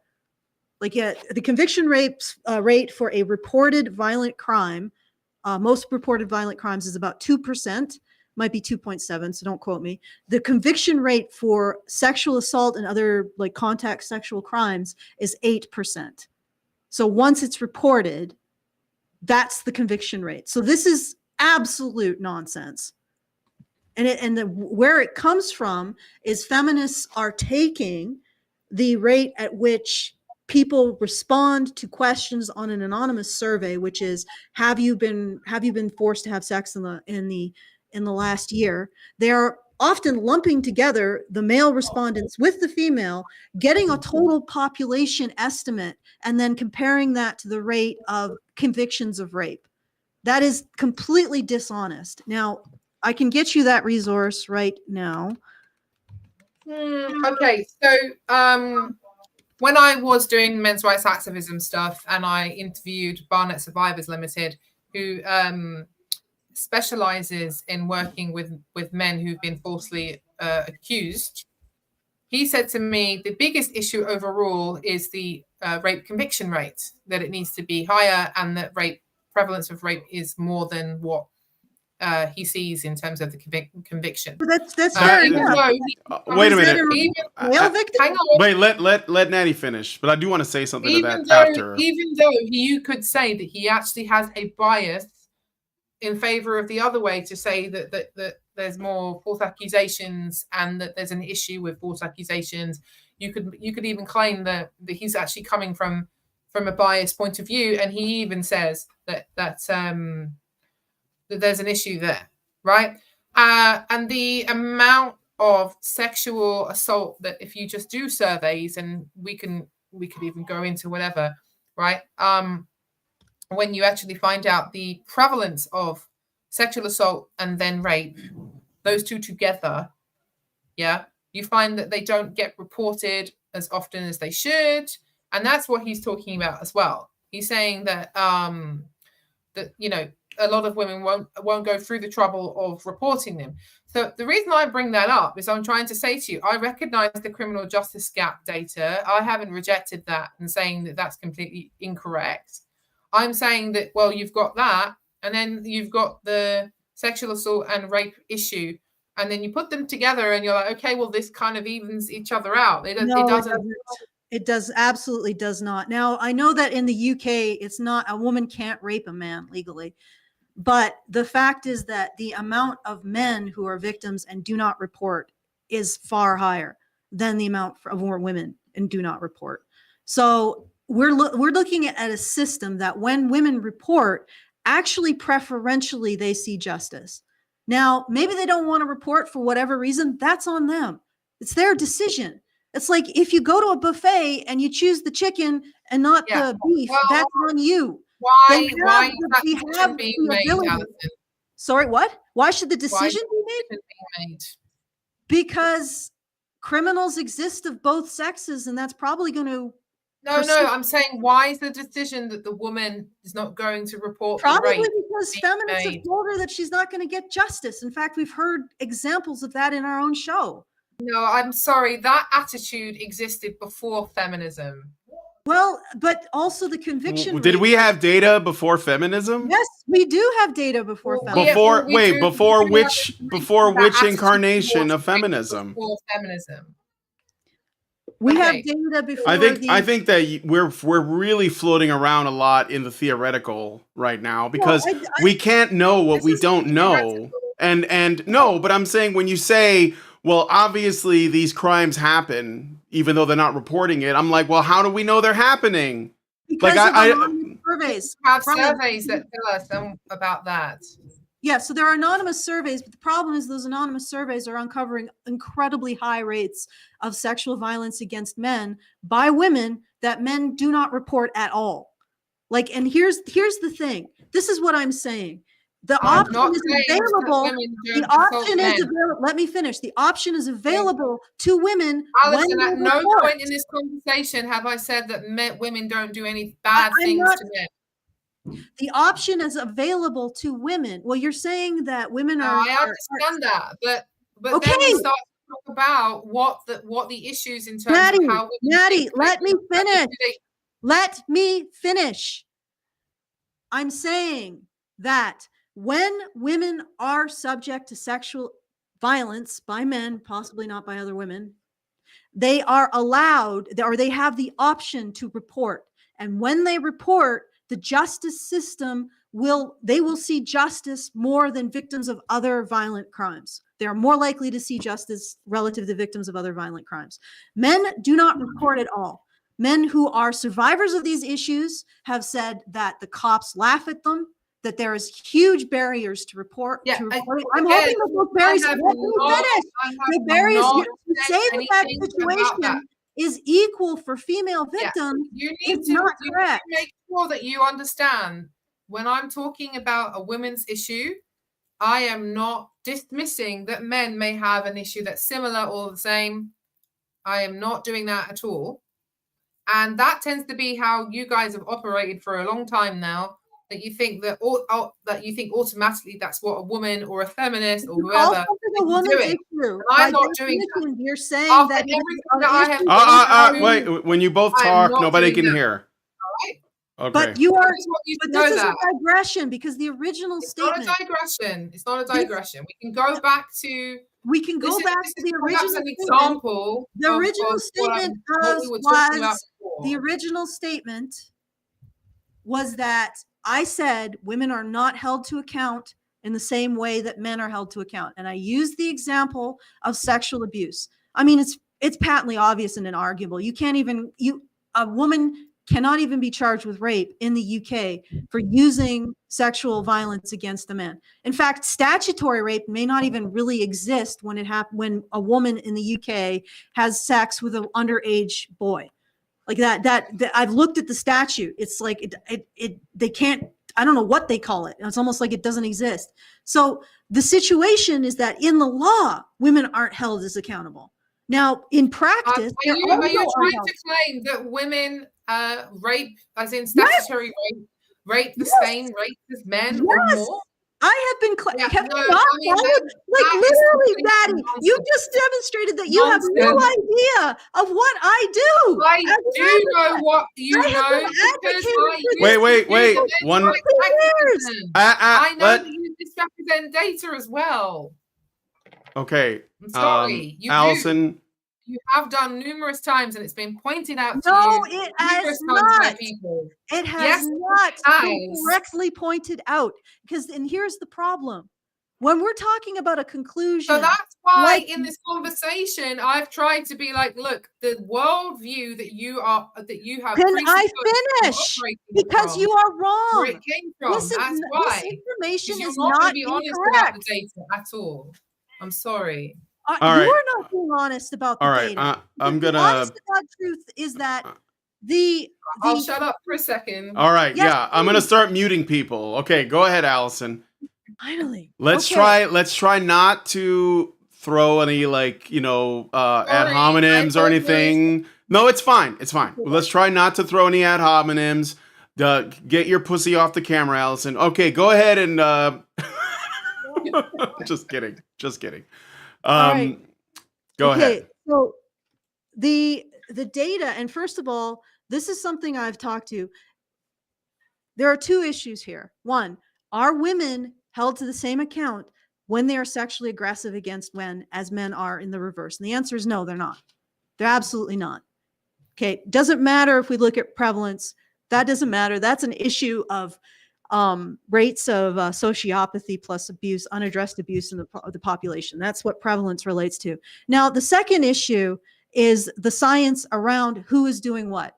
First of all of the statistics that I've seen that have shown a greater rate, or most of them, at least if they're not feminist, have said that they do not know if the greater rate of women reporting is due to an actual situation where women are experiencing more, or if it's because of all of the barriers to men reporting. And then we find the surveys that do show equal rates of men reporting or greater, or high rates of women reporting their own sexual violence. Now, what is that situation? You can't just ignore the fact that we have methodologies now that find equal or greater rates of male victimization. You can't just ignore that. When you are asserting that women are the primary victims of something, you are making an assertion. You are actually making a causal hypothesis. And that causal hypothesis is that being a woman equals a greater rate of being sexually victimized. Now, if you find data points that oppose your causal hypothesis, you can't keep asserting it, period. There's no way you can keep asserting it honestly. That is what I'm saying. We are not going through the data right now, are we? Yeah. No, because we've gone for a while, so almost 2 hours. And I don't know. Like, we can, Natty, if you're fine with it, we can have you back on and talk about whatever you want. I don't know if Allison's fine with it, but I have about 30 points that we could discuss. And we could go through a bunch of stuff. If you want to send me the links of the data that you're using in advance, and I can. You already said that they've been discredited, so you already have them. All right. Yeah. So I mean, I have seen some stuff before, but I don't know what exactly you're talking about right now. It doesn't matter how many there are. There are a sufficient number to indicate that your hypothesis has to go back to the drawing board, and you shouldn't be directing policy. If there are other ways that I can bring up now that will indicate to you, indicate to the audience or whatever that this can't necessarily be true overall, right? One of them would be porn usage, for example. Okay, so 60 to 70% of men use porn on the regular, and women between. Allison, let her finish. No, it's okay. Let her finish. Go ahead, Natty. That's one example that will demonstrate to you the levels of urges of sexuality and the kind of like prevalence of how often men need to have sex or watch people having sex, and then you start to talk about what they're viewing and how rough and aggressive that sexual act may be, and what that may tell you about what it is that they primarily want. If I may ask, how are we defining porn in this instance? Out of curiosity, because there's a lot of stuff that's borderline out there, but I just want to know. Well, I'm talking about watching people having sex on the internet, not just looking at naked pictures of ladies and men. How about also written pornography? Does that not count? You mean like sex books about sex and stuff, like a Mills and Boon book, or literally 50 Shades of Grey? Yeah. 50 Shades of Grey. Well, / fiction. 50 Shades of Grey, and as an example, is a BDSM story where the woman is pretending to be a victim of, being giving consent. What does porn have to do with the thing is that I'm talking it has to do with it, Alison. I'm talking about actual stats on the rate at which people. Okay.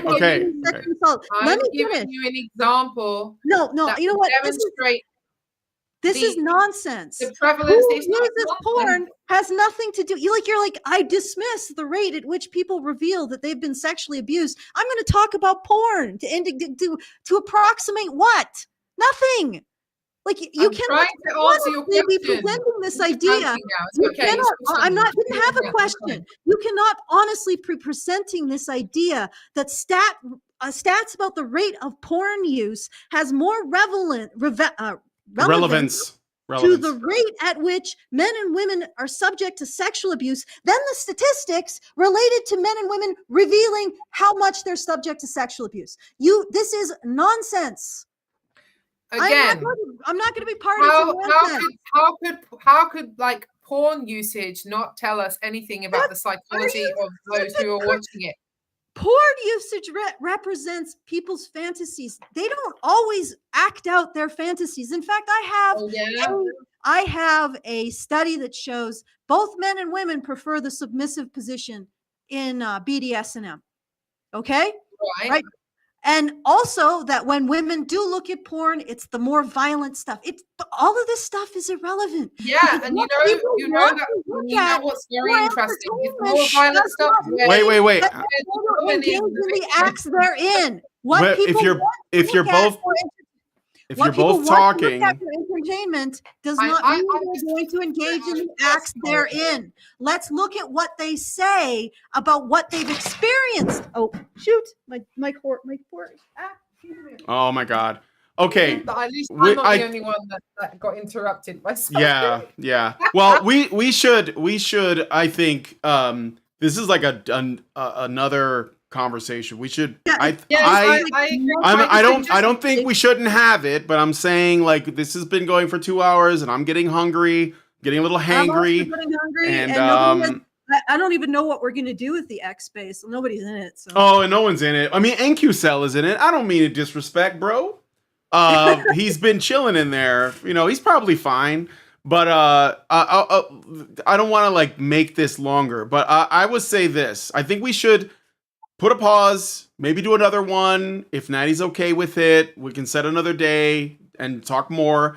I think this is a fascinating conversation. I hope that you guys are enjoying it as well. It's like the only reason why I want to do this was because I wanted people to have these discussions.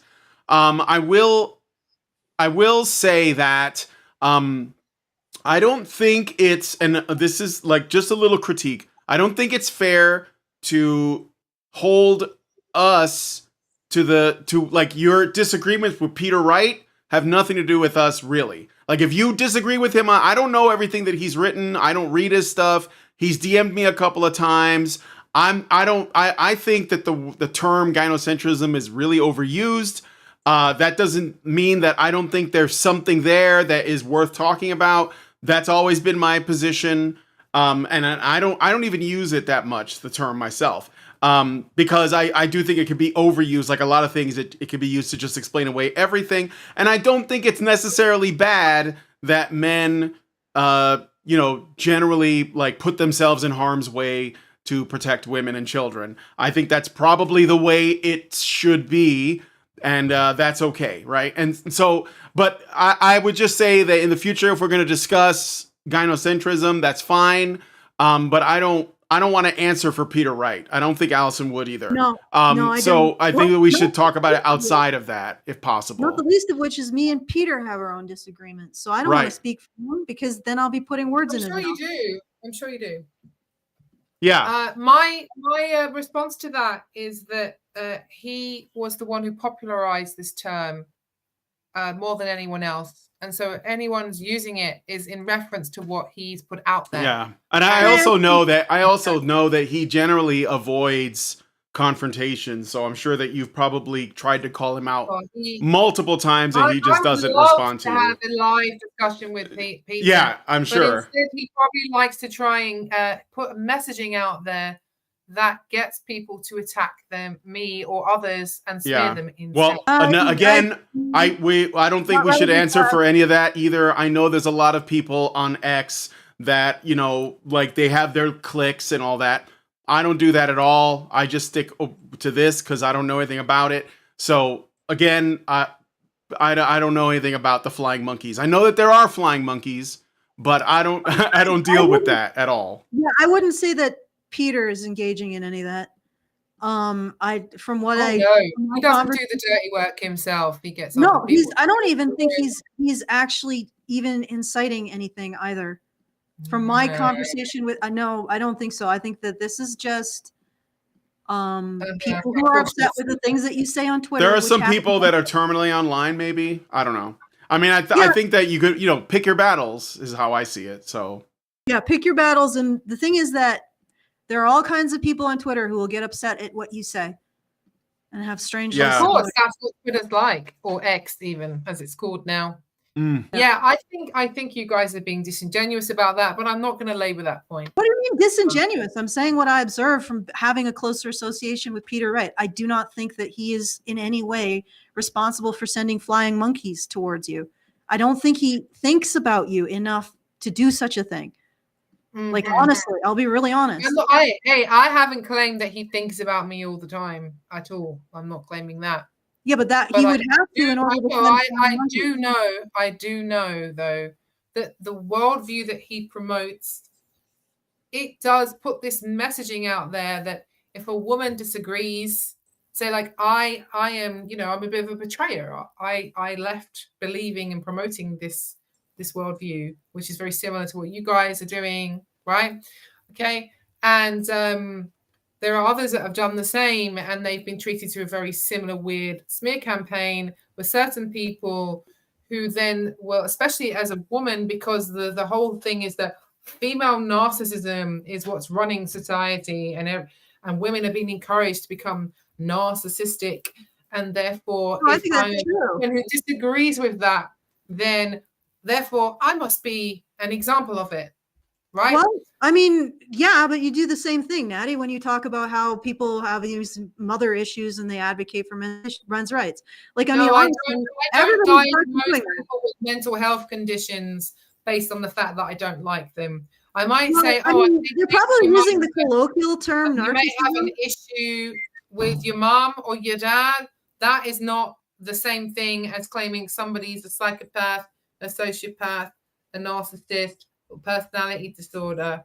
Yeah, these are, as what would you call a threat narrative, or they could also be using the colloquial term for narcissist, because if women are being encouraged to become narcissists, that's not clinical narcissism. Clinical narcissism is a result likely of the use of that term narcissism now is done in a deliberate way, where I could say something like that was narcissistic, or saying that in that way sounds narcissistic, and then someone goes, well, that person's a narcissist, right? And then immediately there's this association that they have narcissistic personality disorder, and that they are therefore in this category of being insane and crazy. Yeah, and then immediately you are to just dismiss that person. And I don't. I just, again, what would you call that in I talk about people's I talk about people's logic and reason. You know, you're right. There's no point bringing it to the area, oh, you've got mother issues. Everything comes down to logic and reason, because that's the place. Not everything does not come down to logic. You set aside your aspirations against people's character. You set aside your emotional tools, and I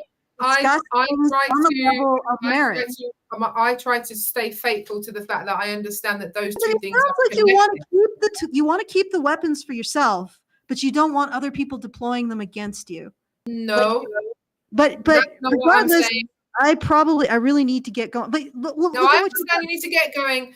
I'll just say a couple of comments. As I said, the idea that the West is gynocentric, as far as I'm concerned, comes from a framework and a theory that is anti-Christian in nature, and particularly is an attack on what the Theotokos did, or what, even if you don't agree that she actually existed and you're not a Christian, you can at least acknowledge that the archetype, or how this transmuted in the culture, in the influence on women in our culture, is what he's saying in the theory. And I'm saying that he popularized the use of it. Okay. We have the entire right wing using the term at this point, right? Okay. Well, but even if he popularized, you cannot deny the origins of the term, where they come from in the first place. So what? The reason why it's important is because when you actually go through an analysis of it, it turns out it's historically revisionist, and it's just not true. No, this idea that women were not expected to be self-sacrificial. Well, okay, let me explain why I'm saying so what. Period. It's quite obviously bunk. Let me tell you why I'm saying so what. Paul Wright may have popularized the term. Peter Wright may have popularized the term. I mixed them up with Paul along. May have popularized the term, but what his hypothesis is where it comes from. And he actually is in opposition from the evopsych people who believe that gynocentrism is innate, right? I know. He thinks that it is cultural, right? So that there is a schism there. So there's a whole bunch of people who disagree with him on the innate versus cultural matter. Now, none of this is relevant, because what he has brought is where he thinks gynocentrism starts. He doesn't even think it started with Marianism or Mary. He thinks it starts literally in courtly love. Now, all of that, again, is so what? Because gynocentrism itself... Those things are going on at the same time, if you remember. Gynocentrism itself derives its power not from Peter Wright's idea of where it came from, which many people disagree with, by the way. It derives its power from observable studies and statistics. Okay? That's why people believe it and talk about it. No, it's not why people believe it. No, well, they certainly don't, because those people that listen to this idea that the West is gynocentric, they don't believe it because they've taken in statistics. They believe it because there's something about us as humans, as fallen humans. Now you're impugning. Now you're saying my enemy is subject to emotional reasoning, therefore they're wrong. You see what I'm talking about? That you want to keep the weapons for yourself, but you want to disavow keep the weapons for myself. People are saying that you say what and believe what you believe. I haven't even got to finish my point. Anyway, listen, you need to go, Alison. Because they hate women or whatever else. Let's set aside all of that rhetoric and just bring it down to what the studies show. That's why we do that. Again, I don't agree with you that studies show that men, I'm going to hold you to that, and we will go through every single one next time at the same rate as women. That one in particular, that I know that's one that you've used. I've seen that one before, and that one is definitely misrepresented by you for sure, right? You mean the CDC, the Center of Disease Control? Like the only difference between what I do, actually, you know what? I shouldn't even have said. Which one are you talking about? Because I do multiple. Okay. Don't you need to go? No. Yeah, feel free to tell me which domestic violence survey I misrepresent, because I do a whole bunch. Let's come back to this, Alison. Seriously, it's been 2.5 hours almost. Well, we'll revisit it let's just let our let's all Actually, cool. I want to revisit this whole thing, like gynocentrism and all of the stats and studies that support Sure. it. Yeah. In literature, it's actually Alright. called "Women Are Wonderful." I think I know. I think that could be worth taking a look at. I think we at least began the conversation that was the subject. Are women absolved of accountability enough? But not really. But we started that conversation. That's fine. That's fine. Like no one knew where it was gonna go. But I'm gonna like as the man, as the head, I'm gonna make a call. I'm gonna kingly say we're gonna stop this now. Hear ye, or whatever it is that kings say. And I'm gonna like end it there. But we'll discuss doing this again. I like that I got the space thing to work somewhat, but it really didn't benefit us this time. But we can do this in the future.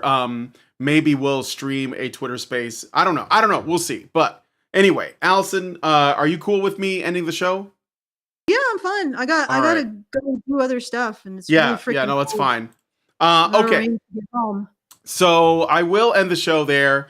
If you guys like this video, please hit like, subscribe if not subscribe if you're not already subscribed. Hit the bell for notifications. Leave us a comment. Let us know what you guys think about what we discussed on the show today. And please, please, please share this video because sharing is caring.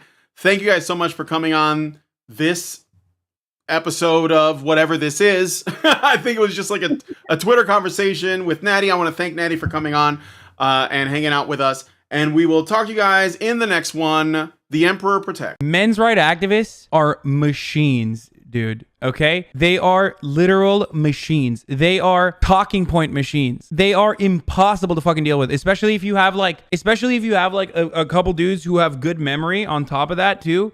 Holy shit, you're fucked.